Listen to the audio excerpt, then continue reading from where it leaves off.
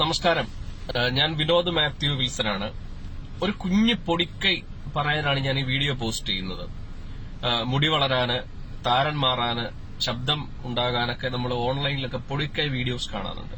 പക്ഷെ അതിലൊക്കെ പ്രധാനപ്പെട്ട നമ്മൾ ഏറ്റവും കൂടുതൽ ആഗ്രഹിക്കുന്ന ഒരു വിഷയത്തിനുള്ള പൊടിക്കൈയാണ് പറയാൻ ആഗ്രഹിക്കുന്നത്, പങ്കുവെക്കുന്നത്. ഹർത്താൽ നിരോധിക്കണം എന്ന് ഞാൻ പറയില്ല, പക്ഷെ ഹർത്താൽ നിയന്ത്രിക്കണം. എനിക്ക് സ്വൈര്യമായി യാത്ര ചെയ്യണം, എനിക്ക് ജോലിക്ക് പോകണം, എന്റെ കട തുറക്കണം, എനിക്ക് വണ്ടി ഓടിക്കണം. അത് തടയാൻ ആർക്കും അധികാരമില്ല, അവകാശമില്ല. ഈ ഹർത്താലിന്റെ പേരിൽ കലാപം ഉണ്ടാകാൻ പാടില്ല. ഹർത്താൽ നടത്തിക്കോളൂ, ജനാധിപത്യ സമരങ്ങളെല്ലാം നടത്തിക്കോളൂ. പക്ഷെ അതിന്റെ പേരിൽ മറ്റൊരാളുടെ ഫണ്ടമെന്റൽ റൈറ്റിനെ തടയാൻ ആർക്കും അവകാശമില്ല. ഇതിന് എന്താണ് പൊടിക്കൈ? എന്താണ് ഈ ഹർത്താൽ നിയന്ത്രിക്കാനുള്ള പൊടിക്കൈ? ഒരു ബെസ്റ്റ് ഓപ്ഷൻ ഉണ്ട്. പറ്റുമെങ്കിൽ നിങ്ങളിത് കാണുകയാണെങ്കിൽ ഷെയർ ചെയ്യുക, ചർച്ചയാക്കുക. സോഷ്യൽ മീഡിയയിൽ വിപ്ലവം ഉണ്ടാകട്ടെ. നമ്മള് ഡൽഹിയിൽ നിർഭയ കേസിലും തിരുവനന്തപുരത്ത് ശ്രീജിത്തിന്റെ കേസിലും ഒക്കെ സോഷ്യൽ മീഡിയ വഴിയാണ് മൂവ്മെന്റ് ഉണ്ടായത്. അതുകൊണ്ട് ഞാൻ ഈ പൊടിക്കൈ പറയുമ്പോൾ കേൾക്കുന്ന വ്യാപാരികൾ, വിദ്യാർത്ഥികൾ, പോലീസുകാർ, ഇവരൊക്കെ ഇനിയും ഹർത്താൽ ദിവസം ഞങ്ങൾ കട തുറക്കും, പോലീസ് സംരക്ഷണം ഉണ്ടാകും എന്ന് പറഞ്ഞ് വാശി പിടിച്ചിട്ട് കാര്യമില്ല. പോലീസിനൊക്കെ സംരക്ഷിക്കുന്നതിനൊക്കെ പരിധിയുണ്ട്. പക്ഷെ ഞാൻ പറയുന്ന പൊടിക്കൈ ഒന്ന് പ്രയോഗിച്ച് നോക്കിയാൽ രക്ഷപ്പെടും. പൊടിക്കൈ വളരെ സിമ്പിളാണ്. എന്റെ ഏറ്റവും അടുത്ത സുഹൃത്തായിട്ടുള്ള Shri Boris Paul sir, advocate ആയിട്ടുള്ള അദ്ദേഹത്തിന്റെ ഫേസ്ബുക്ക് പോസ്റ്റാണ് ഈ പൊടിക്കൈയുടെ പിന്നിലുള്ള ചേതോവികാരം. കേരള നിയമസഭയിൽ ഒരു നിയമം ഉണ്ടാക്കണം, നിയമനിർമ്മാണം നടത്തണം, ഹർത്താൽ നിയന്ത്രണ ബിൽ പാസ്സാകണം. ഇത് കേൾക്കും നിങ്ങൾ ചോദിക്കും, ഹൈക്കോടതി വിധിയില്ലേ, സുപ്രീം കോടതി വിധിയില്ലേ, ഹർത്താലും ബന്ദും ഒക്കെ നിയന്ത്രിക്കാനുള്ള വിധികൾ സുപ്രീം കോടതിയും ഹൈക്കോടതിയും ഒക്കെ പുറപ്പെടുവിച്ചിട്ടില്ലേ എന്ന് ചോദിക്കും. വ്യത്യാസമുണ്ട്. ഇപ്പൊ ഹൈക്കോടതി വിധിയുണ്ട്, അത് ലംഘിച്ചാൽ എന്താ സംഭവിക്കുന്നത്? ഇപ്പൊ ഇന്നലെ തന്നെ എന്താ സംഭവിക്കുന്നത്? പോലീസ് കുറെ കേസെടുക്കും, കുറെ പേരെ പ്രതിയാക്കും.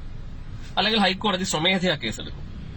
ഹൈക്കോടതി തന്നെ പല വിധികളിൽ തന്നെ പറയുന്നുണ്ട് ഇതിന്റെ പേരിൽ ഒരു നിയമനിർമ്മാണം ഉണ്ടാക്കണമെന്ന്. വ്യത്യാസം മനസ്സിലായോ? ഇനി കുറച്ചുകൂടെ എക്സ്പ്ലെയിൻ ചെയ്ത് പറഞ്ഞുതരാം. നമ്മുടെ നാട്ടില് വാഹന അപകടങ്ങൾ ഉണ്ടാകും. ഈ അപകടം ഉണ്ടാകുമ്പോൾ നമ്മൾ ആരോടും പറയാറില്ല, പോയി വണ്ടി ഇടിച്ച ഒരാളെ കൊല്ലണം, പരിക്കേൽപ്പിക്കണം എന്ന് പറയാറില്ല. മറിച്ച് അപകടങ്ങൾ ഉണ്ടാകാറുമുണ്ട്. അപ്പൊ സംഭവിക്കുന്നത് എന്താണെന്ന് വെച്ച് കഴിഞ്ഞാൽ മരണപ്പെടുന്ന ആളുടെ ബന്ധുക്കൾ, അതല്ലെങ്കിൽ പരിക്കേൽക്കുന്നയാൾ അല്ലെങ്കിൽ അദ്ദേഹത്തിന്റെ ബന്ധുക്കൾ മോട്ടോർ ആക്സിഡന്റ് ക്ലെയിം ട്രിബ്യൂണലിൽ പോയി കോമ്പൻസേഷൻ കേസ് കൊടുക്കും. അവർക്ക് കോമ്പൻസേഷൻ കിട്ടും. അത് ഒരു നിയമമാണത്. അതുപോലെ തന്നെ സീനിയർ സിറ്റിസൺ വെൽഫെയർ ആക്ട് എന്ന് പറഞ്ഞ നിയമം പാസ്സാക്കിയിട്ടുണ്ട്. എന്താണ് ആക്ടിന്റെ പ്രത്യേകത? സീനിയർ സിറ്റിസൺ, മാതാപിതാക്കളെ ഉപേക്ഷിക്കാൻ പാടില്ല. ഉപേക്ഷിക്കണമെന്ന് നമ്മൾ ആരും പറയാറില്ലല്ലോ. അങ്ങനെ ഉപേക്ഷിച്ചാൽ ഈ മക്കൾക്കെതിരെ മാതാപിതാക്കൾക്ക് RDO കോടതി കേസ് കൊടുക്കാം. അങ്ങനെ കേസ് കൊടുക്കുമ്പോൾ മാതാപിതാക്കളുടെ സ്വത്തുവകകൾ മക്കൾ എഴുതിയെടുത്തിട്ടുണ്ട് എങ്കിൽ അത് റദ്ദ് ചെയ്യപ്പെടും. ഈ നിയമത്തിന്റെ പേരിൽ ഇപ്പൊ എത്രയോ മാതാപിതാക്കൾ അവരുടെ ഭവനങ്ങളിൽ സുരക്ഷിതരായി ജീവിക്കുന്നുണ്ട് എന്നറിയാമോ?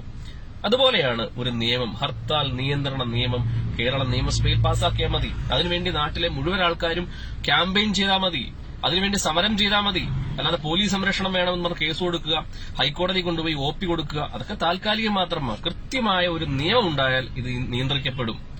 അത് എന്റെ ബോറിസ് പോൾ സാറിന്റെ പോസ്റ്റിൽ അദ്ദേഹം പറയുന്ന ഒരു സജഷൻ ഉണ്ട്. ഞാൻ അതുകൂടെ പങ്കുവെക്കാൻ ആഗ്രഹിക്കുകയാണ്. അദ്ദേഹം പറയുന്നത് ഇങ്ങനെയാണ്: നമ്മൾ സാധാരണ കോളേജിൽ പഠിക്കാൻ ചെല്ലുമ്പോൾ കോഷൻ ഡിപ്പോസിറ്റ് വാങ്ങാറുണ്ട്. കോളേജിലൊക്കെ പഠിക്കാൻ ചെല്ലുമ്പോൾ എന്താ അത് വാങ്ങുന്നതിന്റെ അർത്ഥം?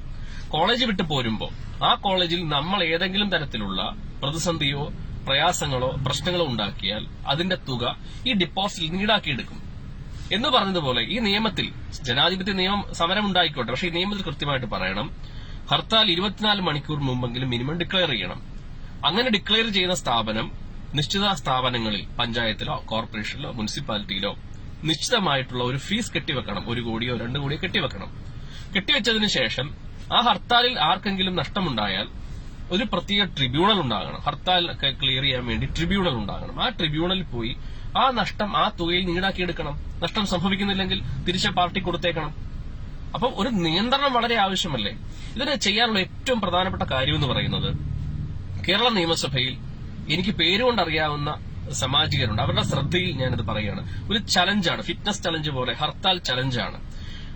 VT Balram, Roji M John, M Swaraj, KM Shaji, അല്ലെങ്കിൽ അങ്ങനെ ഒരുപാട് MLA മാർ അവരോട് പറയുന്നു, നിങ്ങൾ കേരള നിയമസഭയിൽ സൗജന്യ വിദ്യാഭ്യാസ നിയമത്തിന് വേണ്ടി ബില്ല് പാസാക്കി, ഭക്ഷണത്തിന് വേണ്ടിയുള്ള ബില്ല് പാസാക്കി, റാഗിങ്ങിനെതിരെ നിയമം പാസാക്കി, അതുപോലെ ഈ നിയന്ത്രണം, ഹർത്താൽ നിയന്ത്രണത്തിന് വേണ്ടി ഒരു ബില്ല് പാസാക്കൂ അടുത്ത നിയമസഭാ സമ്മേളനത്തിൽ.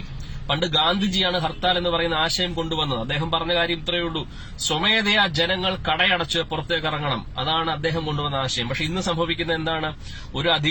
ഒരു ഭരണാധികാരി തെറ്റായ നയമുണ്ടാക്കുന്നു, അയാൾ വീട്ടിലിരിക്കുന്നു.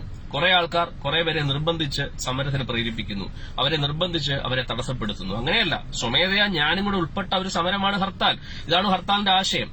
അപ്പോ ജനങ്ങൾ ഒന്നടങ്കം ഒരു വിഷയത്തിൽ വന്ന് പ്രതിഷേധിക്കുന്ന സമരമുറയാണ് ഇന്ന് ഇങ്ങനെ അക്രമവും കലാപവുമാക്കി മാറ്റുന്നത്. അപ്പൊ ഇതിലൊരു നിയന്ത്രണം ആവശ്യമാണ്. അതിനുവേണ്ടി ഒരു കോഡിഫൈഡ് ലോ ഉണ്ടാകണം. ഞാൻ തുടക്കത്തിൽ പറഞ്ഞ കാര്യം ഒരു തവണ കൂടി പറയുന്നു, ഒരു നിയമം ഉണ്ടാവണം.